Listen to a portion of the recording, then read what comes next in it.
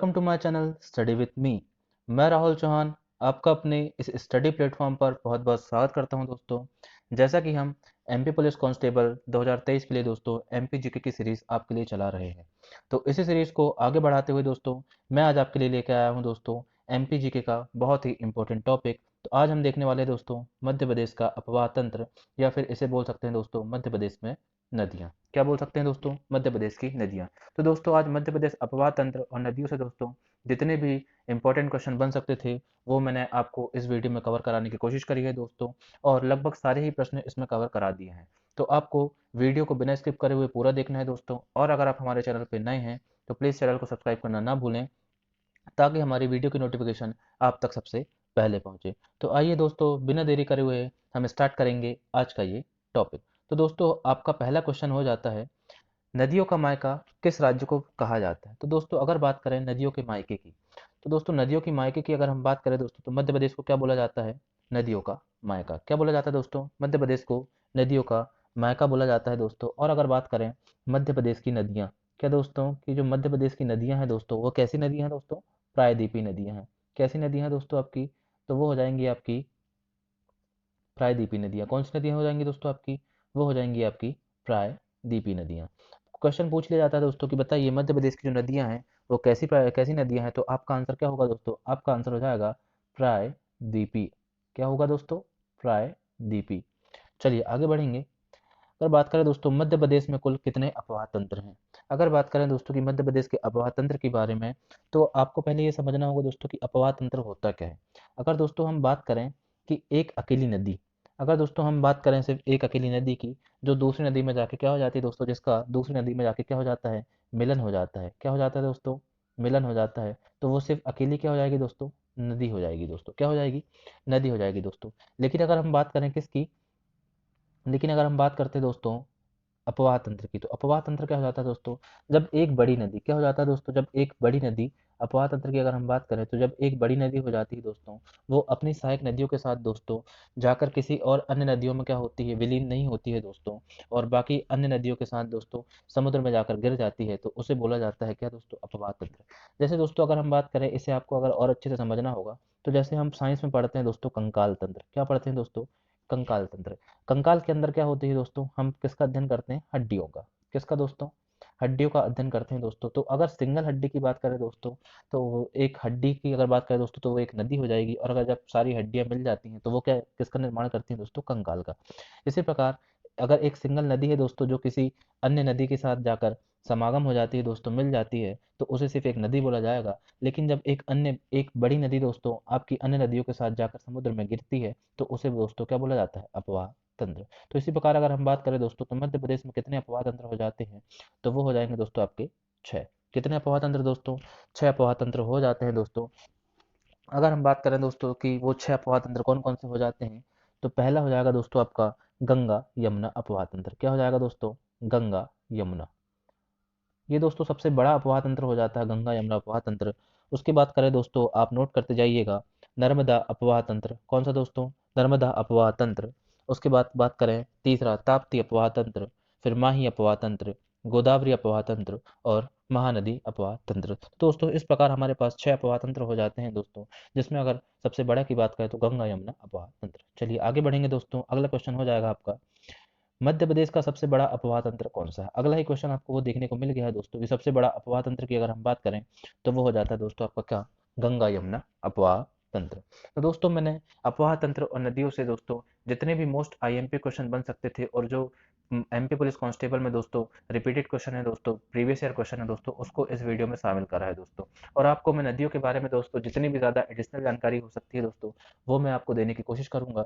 तो आपको वीडियो को दोस्तों बिना स्किप करे हुए पूरा देखना है। चलिए आगे बढ़ेंगे। चूलिया जलप्रपात किस नदी पर स्थित है दोस्तों?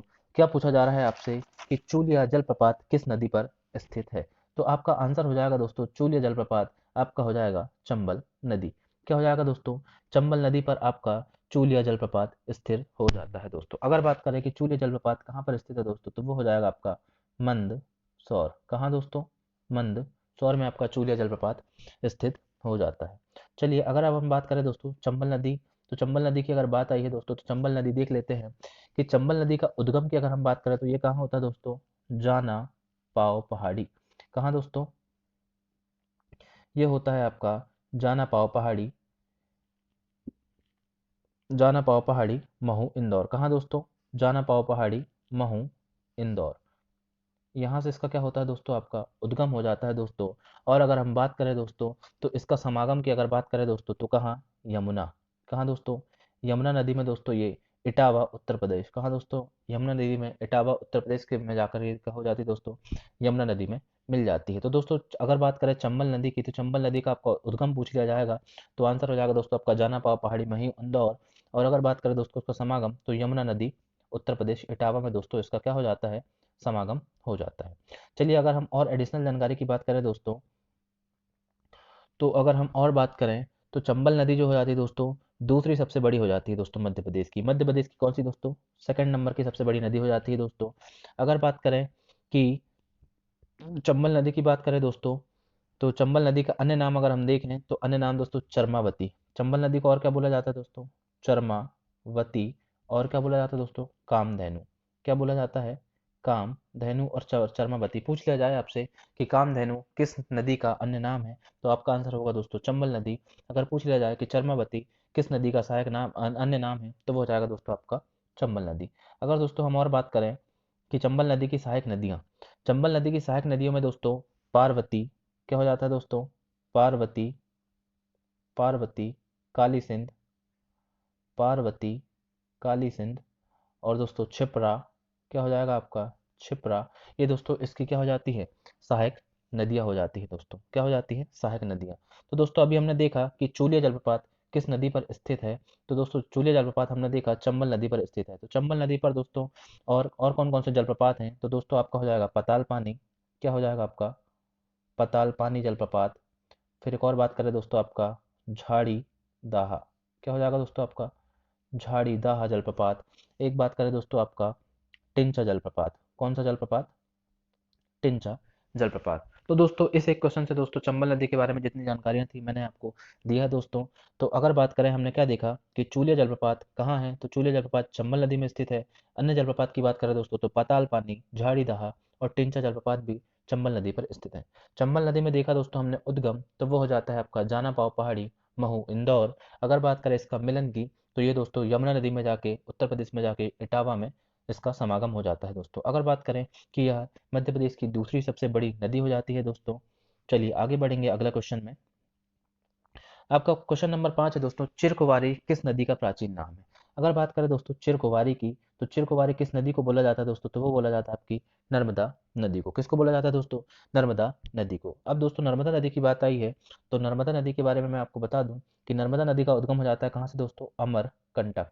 कहाँ दोस्तों आपका नर्मदा नदी का उद्गम हो जाता है आपका अमरकंटक। कहाँ हो जाता है दोस्तों आपका अमरकंटक। अमरकंटक में कहाँ दोस्तों, अनूपपुर। कहाँ दोस्तों, अनूपपुर जिले में अमरकंटक में क्या हो जाता है आपका नर्मदा नदी का उद्गम हो जाता है दोस्तों। आपको नोट करते जाना है दोस्तों, जितनी भी जानकारी मैं आपको बता रहा हूँ, आपको एक रफ कॉपी साथ में लेके बैठना है दोस्तों, और आपको जो जानकारी मैं बता रहा हूँ उसे आपको नोट करना है, क्योंकि ये आपकी आने वाली परीक्षाओं में दोस्तों बहुत ही उपयोगी साबित होने वाली है। अगर बात करें चिरकुवारी नदी, तो वो किसको बोला जाता है दोस्तों, नर्मदा नदी को। नर्मदा नदी का उद्गम की बात करें दोस्तों, तो कहाँ, अनूपपुर अमरकंटक। कहाँ दोस्तों, अनूपपुर अमरकंटक। कहाँ, अनूपपुर अमरकंटक। अगर तहसील की बात करें दोस्तों, तो पुष्प राजगढ़। कहाँ हो जाता है दोस्तों, पुष्प राजगढ़। कहाँ दोस्तों, पुष्प राजगढ़ तहसील में हो जाता है। अगर बात करें इसके मिलन की दोस्तों, तो इसका मिलन हो जाएगा दोस्तों आपका कहाँ पर, मिलन हो जाता है खंबात की खाड़ी, अरब सागर। कहाँ दोस्तों, खंबात की खाड़ी, अरब सागर में दोस्तों इसका समागम हो जाता है दोस्तों। अगर इसकी बात करें कुल लंबाई की, तो कुल लंबाई दोस्तों अगर इसकी बात करें टोटल लंबाई, तो ये हो जाएगी आपकी 13-12 किलोमीटर दोस्तों। लेकिन अगर सिर्फ मध्य प्रदेश में बात करें दोस्तों, तो 1077 किलोमीटर। कितना दोस्तों, 1077 किलोमीटर मध्य प्रदेश में इसकी लंबाई हो जाती है दोस्तों। अगर बात करें इसके प्रवाह की दिशा पूछ लिया जाता है दोस्तों, तो प्रवाह की दिशा दोस्तों इसकी हो जाती है कहाँ, पूर्व से पश्चिम की ओर। अगर नर्मदा नदी की प्रवाह की दिशा पूछ लिया जाए दोस्तों, तो आपका हो जाएगा पूर्व से पश्चिम की ओर। अगर बात करें दोस्तों नर्मदा नदी दोस्तों किसका निर्माण करती है दोस्तों, एस्चुरी का। किसका, एस्चुरी। नर्मदा नदी जो होती है आपकी एस्चुरी का निर्माण करने वाली नदियों में हो जाती है दोस्तों। अगर बात करें इसके अन्य नाम की, तो दोस्तों इसको और क्या बोला जाता है, इसको बोला जाता है दोस्तों रेवा। क्या बोला जाता है, रेवा इसको बोला जाता है दोस्तों मैकल सुता, क्या हो जाता है आपका मैकल सुता। रेवा, मैकल सुता, मध्य प्रदेश की हृदय रेखा, मध्य प्रदेश की जीवन रेखा और चिरकुवारी, ये दोस्तों नर्मदा नदी को अन्य नाम से जाना जाता है दोस्तों। तो आइए अगला क्वेश्चन देखेंगे, नर्मदा नदी को जीवित नदी का दर्जा कब दिया गया? तो दोस्तों मध्य प्रदेश की एकमात्र नदी है जिसको जीवित नदी का दर्जा दिया गया है दोस्तों, ये मध्य प्रदेश। ऐसा ही में दोस्तों रिपीटेड क्वेश्चन है आपका, प्रीवियस ईयर क्वेश्चन है दोस्तों की पूछा गया था आपसे कि जीवित नदी का दर्जा किस नदी को दिया गया है। तो आपका आंसर हो जाएगा दोस्तों नर्मदा नदी। नर्मदा नदी को जीवित नदी का दर्जा दिया गया है दोस्तों। और वो कब दिया गया दोस्तों? वर्ष 2017 में। कब से दोस्तों? वर्ष 2017 में नर्मदा नदी को जीवित नदी का दर्जा दिया गया है। चलिए दोस्तों, अगर बात करें नर्मदा नदी की, तो नर्मदा नदी की जितनी भी जानकारी हो सकती थी दोस्तों वो मैंने आपको कवर कराया है। चलिए आगे बढ़ेंगे। मध्य प्रदेश की जीवन रेखा किस नदी को कहा जाता है? तो दोस्तों मैंने अभी आपको बताया कि मध्य प्रदेश की जीवन रेखा, हृदय रेखा, रेवा, मेकल सुता और चिरकुवारी, ये सब किसके नाम है दोस्तों? ये सब आपके नर्मदा नदी के नाम है दोस्तों। और सबसे बड़ी नदी आपकी मध्य प्रदेश की कौन सी हो जाती है? नर्मदा नदी। चलिए आगे बढ़ेंगे। क्वेश्चन नंबर 8, मध्य प्रदेश की किन नदियों द्वारा एस्चुरी का निर्माण किया जाता है? तो दोस्तों मैंने अभी आपको बताया कि नर्मदा नदी एस्चुरी का निर्माण करती है, और नर्मदा के साथ साथ ताप्ती। तो दोस्तों नर्मदा और ताप्ती नदी ऐसी नदियां हैं जो कि एस्चुरी का निर्माण करती हैं। एस्चुरी बोला जाए दोस्तों या फिर ज्वार नदमुख, क्या बोला जाए दोस्तों? ज्वार नदमुख। तो दोस्तों दोनों का ही आंसर क्या होगा? नर्मदा और ताप्ती। हम बात करें दोस्तों एस्चुरी क्या होती है, मतलब वे नदियां दोस्तों, वे नदियां जिनका ठंडा और स्वच्छ जल दोस्तों ऊंचाई से जाकर सीधे कहाँ मिल जाता है दोस्तों? समुद्र में मिल जाता है। तो उसको बोला जाता है एस्चुरी। उसको क्या बोला जाता है दोस्तों? एस्चुरी। तो मध्य प्रदेश की नर्मदा और ताप्ती नदियां दोस्तों एस्चुरी का निर्माण करती हैं। चलिए आगे बढ़ेंगे। मध्य प्रदेश की गंगा किस नदी को कहा जाता है? दोस्तों बात हुई है आपकी मध्य प्रदेश की गंगा की, तो मध्य प्रदेश की गंगा किसे बोला जाता है दोस्तों? तो वो बोला जाता है आपके किसको? बेतवा नदी को। मध्य प्रदेश की गंगा दोस्तों आपकी कहलाती है बेतवा नदी। अगर बेतवा नदी की दोस्तों अगर हम जानकारी देखें तो उद्गम हो जाता है दोस्तों आपका कहाँ? कुमरा गांव, रायसेन। कहाँ दोस्तों? कुमरा गांव। बेतवा नदी का उद्गम हो जाता है दोस्तों आपका कुमरा गांव, रायसेन। अगर बात करें दोस्तों इसकी समागम की, तो यमुना नदी में इसका समागम हो जाता है दोस्तों। कहाँ पर? यमुना नदी में इसका समागम हो जाता है दोस्तों हमीरपुर उत्तर प्रदेश। कहाँ दोस्तों? हमीरपुर उत्तर प्रदेश में यमुना नदी दोस्तों का क्या हो जाता है? यमुना नदी में बेतवा नदी का समागम हो जाता है। अगर बात करें दोस्तों बेतवा नदी की, तो बेतवा नदी की अगर हम बात करें दोस्तों, तो इसे दोस्तों वैत्रावती, इसका अन्य नाम क्या हो जाएगा आपका? वैत्रावती। वैत्रावती के नाम से भी इसको जाना जाता है दोस्तों, वैत्रावती भी इसको बोला जाता है दोस्तों। अगर बात करें अभी हमने देखा कि मध्य प्रदेश की गंगा इसे बोला जाता है। अगर बात करें दोस्तों इसकी सहायक नदी की, तो इसकी सहायक नदियां हो जाती हैं धसान, क्या हो जाती है दोस्तों? धसान, धसान हो गया, बीना हो गया, ये दोस्तों आपकी बेतवा नदी की सहायक नदियां हो जाती हैं। तो हमने देखा मध्य प्रदेश की गंगा बेतवा नदी को कहा जाता है दोस्तों, और किसके आधार पर कहा जाता है? तो ये बोला जाता है दोस्तों आपके प्रदूषण के आधार पर। किसके आधार पर दोस्तों? प्रदूषण के आधार पर। प्रदूषण के आधार पर दोस्तों मध्य प्रदेश की गंगा बेतवा नदी को बोला जाता है। चलिए आगे बढ़ेंगे। सुभागदी किस नदी का अन्य नाम है? तो दोस्तों अन्य नाम या फिर प्राचीन नाम से दोस्तों बहुत ही ज़्यादा क्वेश्चन मिलते हैं दोस्तों आपको एमपी पुलिस कांस्टेबल में। तो मैंने लगभग सभी नदियों के आपके प्राचीन नाम और अन्य नाम दोस्तों इस वीडियो में कवर अप किए हैं दोस्तों। अगर बात करें सुभागदी की, तो सुभागदी दोस्तों सोन नदी का अन्य नाम हो जाता है। किसका दोस्तों? सोन नदी का अन्य नाम सुभागदी हो जाता है दोस्तों। अगर बात करें सोन नदी की, तो सोन नदी का अगर बात करें उद्गम की, तो उद्गम हो जाता है दोस्तों आपका अमरकंटक। कहाँ दोस्तों? अमरकंटक में दोस्तों इसका उद्गम हो जाता है। अगर बात करें दोस्तों सोन नदी, तो गंगा नदी में जाके दोस्तों क्या हो जाता है? इसका समागम हो जाता है। कहाँ पर दोस्तों? बिहार में। गंगा नदी बिहार में दोस्तों इसका समागम हो जाता है। अगर बात करें हमने इसका देखा सुभागदी और सहायक नदी, अगर बात करें दोस्तों हम कि सोन नदी की सहायक नदी हो जाती है आपकी क्या? जोहिला। क्या हो जाती है दोस्तों? जोहिला नदी सोन नदी की सहायक नदी हो जाती है। अगर बात करें दोस्तों कि सोन नदी का आपसे अगर प्रवाह पूछा जाए तो कहाँ होता है दोस्तों? उत्तर की ओर। सोन नदी का प्रवाह दोस्तों उत्तर की ओर होता है। चलिए आगे बढ़ेंगे। बुंदेलखंड की जीवन रेखा किस नदी को कहा जाता है? तो दोस्तों हमने देखा अभी कि मध्य प्रदेश की गंगा बेतवा नदी को कहा जाता है, और इसे ही बेतवा नदी को ही क्या बोला जाता है दोस्तों? बुंदेलखंड की जीवन रेखा। जैसे हमने देखा दोस्तों मध्य प्रदेश की जीवन रेखा नर्मदा नदी है, उसी प्रकार बुंदेलखंड की जीवन रेखा आपकी क्या हो जाती है? बेतवा नदी। और बेतवा नदी का मैंने आपको उद्गम बताया था दोस्तों कुमरा गांव, रायसेन। कहाँ दोस्तों? कुमरा गांव, रायसेन। और इसकी सहायक नदियां दोस्तों धसान, बीना, ये मैंने आपको अभी बताया। चलिए आगे बढ़ेंगे। मालवा की गंगा किस नदी को कहा जाता है? दोस्तों अगर हम बात करें मालवा की गंगा की, तो उसका आंसर हो जाएगा आपका क्षिप्रा नदी। मालवा की गंगा का किसको बोला जाता है दोस्तों? क्षिप्रा नदी को। अगर बात करें हम कि क्षिप्रा नदी का उद्गम कहाँ होता है, तो ये होता है दोस्तों काकरी बरडी पहाड़ी। कहाँ दोस्तों? काकरी बरडी पहाड़ी, इंदौर। कहाँ दोस्तों? काकरी बरडी पहाड़ी, इंदौर में दोस्तों क्षिप्रा नदी का उद्गम हो जाता है दोस्तों। और अगर बात करें क्षिप्रा नदी की, तो क्षिप्रा नदी दोस्तों चंबल नदी में जाके समागम हो जाती है दोस्तों, समाहित हो जाती है। अगर बात करें दोस्तों क्षिप्रा नदी, तो क्षिप्रा नदी के दोस्तों तट पर एक पवित्र शहर बसा हुआ है दोस्तों, जिसे बोला जाता है महाकाल की नगरी। क्या बोला जाता है दोस्तों? महाकाल की नगरी, उज्जैन। पूछ लिया जाता है दोस्तों उज्जैन किस नदी के तट पर बसा हुआ है, तो उसका आंसर हो जाएगा आपका क्षिप्रा नदी। और उज्जैन में ही दोस्तों सिंहस्थ का मेला या कुंभ का मेला लगता है दोस्तों, जो कि प्रत्येक 12 वर्ष के अंतराल में लगता है दोस्तों। अगर बात करें क्या दोस्तों, जिसमें प्रत्येक 12 वर्ष के अंतराल में कुंभ का मेला लगता है दोस्तों, जो अभी लगा था वर्ष 2016 में। और अगला सिंहस्थ लगेगा दोस्तों वर्ष 2028 में। कब दोस्तों? वर्ष 2028 में। चलिए आगे बढ़ेंगे। वर्धा और बैनगंगा नदी के मिलन स्थल को क्या कहा जाता है? अगला क्वेश्चन पूछा है दोस्तों आपसे कि वर्धा और बैनगंगा के जहाँ पर वर्धा और बैनगंगा नदी मिलती है दोस्तों, उस स्थान को क्या बोला जाता है? तो वो हो जाता है दोस्तों आपका प्राण हिता। क्या बोला जाता है दोस्तों? प्राण हिता। अगर दोस्तों हम बात करें बैनगंगा नदी की, तो बैनगंगा नदी का उद्गम हो जाता है दोस्तों पारसवाड़ा पठार सिवनी। कहाँ दोस्तों? पारसवाड़ा पठार सिवनी से बैनगंगा नदी का उद्गम हो जाता है दोस्तों। बात करें बैनगंगा नदी की, तो बैनगंगा नदी के किनारे क्या बसा है दोस्तों? बालाघाट शहर बसा हुआ है दोस्तों। क्या बसा हुआ है दोस्तों? बालाघाट शहर बसा हुआ है दोस्तों। और बैनगंगा नदी का प्रवाह हो जाता है दोस्तों दक्षिण की ओर। कहाँ दोस्तों? दक्षिण की ओर। चलिए आगे बढ़ेंगे। कौन सी नदी कर्क रेखा को 2 बार काटती है?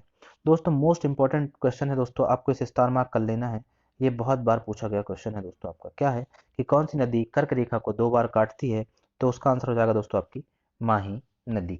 अगर दोस्तों माही नदी की बात करें दोस्तों, तो इसका उद्गम हो जाता है सरदारपुर धार। कहाँ दोस्तों? सरदारपुर धार।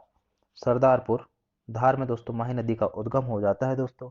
अगर बात करें तो ये अरब सागर में जाके क्या हो जाती है? इसका समागम हो जाता है दोस्तों। और ये नदी है दोस्तों जो कि कर्क रेखा को 2 बार काटती है। चलिए आगे बढ़ेंगे। पशुपतिनाथ मंदिर किस नदी के किनारे पर स्थित है? दोस्तों पूछा गया है आपसे पशुपतिनाथ मंदिर। तो पशुपतिनाथ मंदिर की अगर हम बात करें दोस्तों, तो ये सबसे पहले देख लिया जाए कि ये स्थित कहाँ है। तो ये हो जाता है दोस्तों आपका मंदसौर में। बहुत बार पूछा गया क्वेश्चन है दोस्तों, पशुपतिनाथ मंदिर मध्य प्रदेश के किस जिले में, किस शहर में स्थित है दोस्तों? तो आपका आंसर हो जाएगा मंदसौर। मंदसौर में स्थित है दोस्तों। अगर बात करें किस नदी के किनारे स्थित है दोस्तों, तो शिवना नदी। किसके किनारे दोस्तों? शिवना नदी। चलिए आगे बढ़ेंगे। चरमावती किस नदी का अन्य नाम है? दोस्तों आपसे पूछा गया है कि चरमावती किस नदी का अन्य नाम है, तो आपका आंसर हो जाएगा दोस्तों चंबल नदी। कौन सी नदी दोस्तों? चंबल नदी। और चंबल नदी के बारे में दोस्तों मैंने आपको बताया कि मध्य प्रदेश की दूसरी सबसे बड़ी नदी हो जाती है दोस्तों। उद्गम की बात करें तो कहाँ हो जाता है दोस्तों? जाना पाव पहाड़ी महू। जाना पाव पहाड़ी महू में इसका दोस्तों उद्गम हो जाता है। बात करें कि यमुना नदी में इसका समागम हो जाता है दोस्तों। और इसका अन्य नाम चरमावती और कामधेनु। मैंने अभी आपको ऊपर बताया दोस्तों चरमावती और कामधेनु किसका अन्य नाम हो जाते हैं, तो वो हो जाते हैं आपके चंबल नदी के। और इसकी सहायक नदी की बात करें दोस्तों चंबल की, तो पार्वती, काली सिंध का पार्वती दोस्तों, काली सिंध, क्षिप्रा, ये सब किसकी सहायक नदी है दोस्तों? ये सब चंबल नदी की सहायक नदी है दोस्तों। अगर बात करें दोस्तों कि चंबल नदी जो है दोस्तों आपकी मध्य प्रदेश और राजस्थान के मध्य क्या होता है दोस्तों? मध्य प्रदेश और राजस्थान के मध्य प्राकृतिक सीमा बनाती है दोस्तों। चंबल नदी मध्य प्रदेश और राजस्थान के मध्य क्या बनाती है दोस्तों? प्राकृतिक सीमा का निर्धारण करती है दोस्तों। और अगर हम बात करें इसे क्या बोला जाता है? पश्चिमी मध्य प्रदेश की जीवन रेखा। दोस्तों ये कहाँ पश्चिम से जाते हुए दोस्तों राजस्थान मध्य प्रदेश से जाते हुए पश्चिम की तरफ से राजस्थान के बीच में क्या बनाती है दोस्तों? सीमा बनाती है। इसीलिए इसे क्या बोला जाता है? पश्चिमी मध्य प्रदेश की जीवन रेखा। अगर बात करें दोस्तों कि ये महू में जाके क्या करती है? गड्ढों का निर्माण करती है दोस्तों। महू में जाके क्या बनाती है दोस्तों? अगर बात करें महू सॉरी दोस्तों मुरैना में जाके क्या करती है? ये मुरैना जिले में जाके खड्डों का निर्माण करती है, जिसे क्या बोला जाता है? बागियों का निवास स्थल। क्या बोला जाता है दोस्तों? बागियों का निवास स्थल। अगर पूछा जाए आपको कि किस नदी के द्वारा मुरैना मुरैना में खड्डों का निर्माण किया जाता है दोस्तों, तो आपका आंसर हो जाएगा चंबल नदी।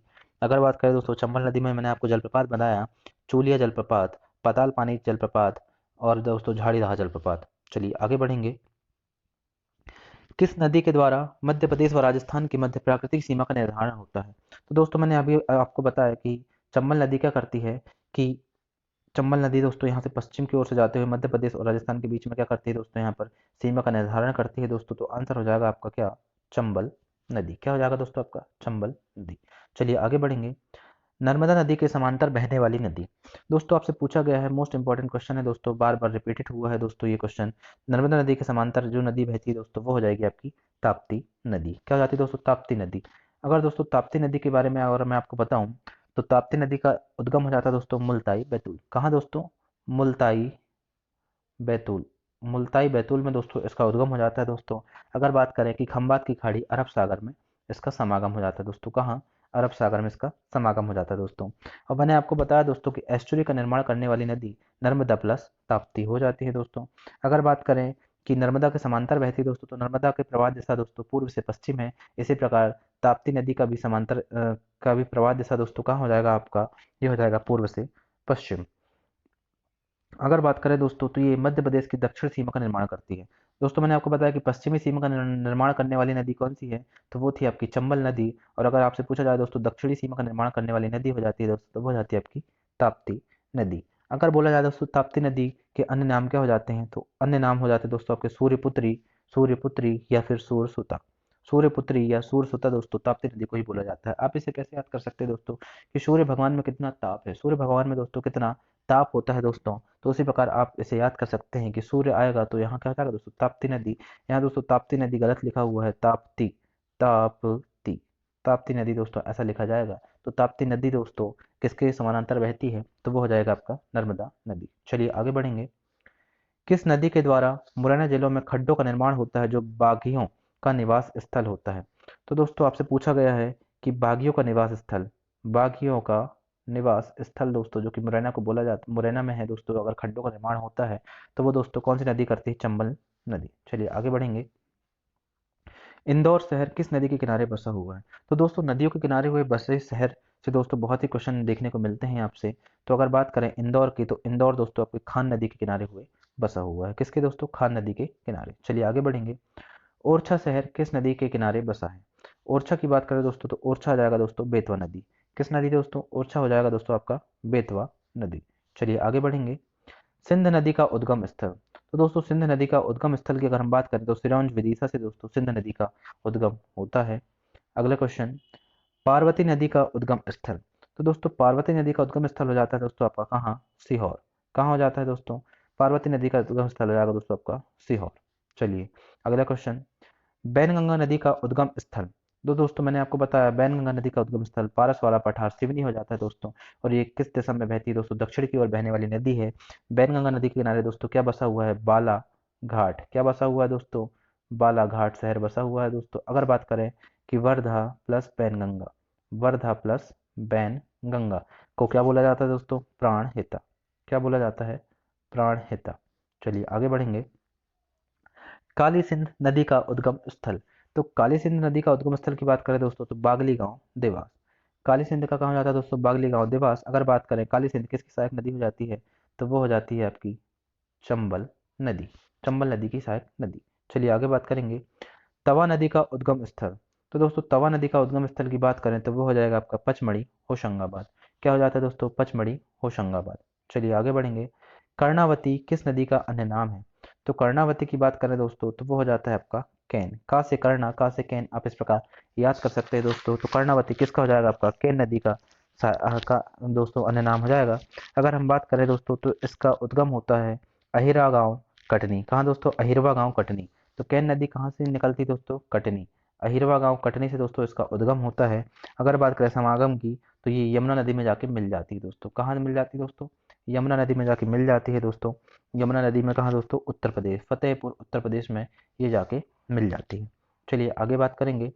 मध्य प्रदेश की दक्षिण सीमा का निर्माण किस नदी के द्वारा होता है? तो मैंने अभी आपको बताया दोस्तों कि कौन सी? ताप्ती नदी का जो होता है दोस्तों दक्षिणी सीमा का निर्माण करते हैं दोस्तों। और पश्चिमी सीमा का दोस्तों चंबल नदी। क्या बताया दोस्तों? मैंने चंबल नदी का बताया दोस्तों। चलिए आगे बढ़ेंगे। पाताल पानी जलप्रपात। तो दोस्तों मैंने आपको बताया था कि चंबल नदी में क्या है? पाताल पानी जलप्रपात है दोस्तों। अगर बात करें झाड़ी दहा जलप्रपात भी वहीं हो जाता है दोस्तों। झाड़ी दहा हो जाता है दोस्तों टिंचा जलप्रपात। बात करें दोस्तों टिंचा जलप्रपात। अगर बात करें दोस्तों चूलिया जलप्रपात। कौन सा जलप्रपात? चूलिया जलप्रपात। तो दोस्तों ये सब जलप्रपात किस नदी पर स्थित हैं? तो ये चंबल नदी पर स्थित हो जाते हैं। चलिए आगे बात करेंगे। आपका अंतिम क्वेश्चन है दोस्तों, बैनगंगा का प्रवाह किस दिशा में होता है। अगर बात करें दोस्तों बैनगंगा में प्रवाह की बात करें तो मैंने आपको बताया कि दक्षिण दिशा में बैनगंगा नदी बहती है। दोस्तों नर्मदा का बताया पूर्व से पश्चिम, और नर्मदा के समांतर बहने वाली नदी ताप्ती वो भी पूर्व से पश्चिम। चलिए दोस्तों, तो इस प्रकार दोस्तों मैंने आपको टॉप 30 क्वेश्चन बताए दोस्तों, जो कि एमपी पुलिस कांस्टेबल में बार बार रिपीट होते हैं दोस्तों, और जिनकी आगे आने की संभावना बहुत ज़्यादा होती है। अगर आपको मेरी कोशिश कोशिश और वीडियो पसंद आया हो दोस्तों, तो प्लीज़ वीडियो को लाइक करें और ज़्यादा से ज़्यादा दोस्तों के साथ शेयर करें दोस्तों, और चैनल को सब्सक्राइब करना ना भूलें ताकि आपकी हमारी वीडियो की नोटिफिकेशन सबसे पहले पहुंचे। धन्यवाद दोस्तों। जय हिंद, जय भारत।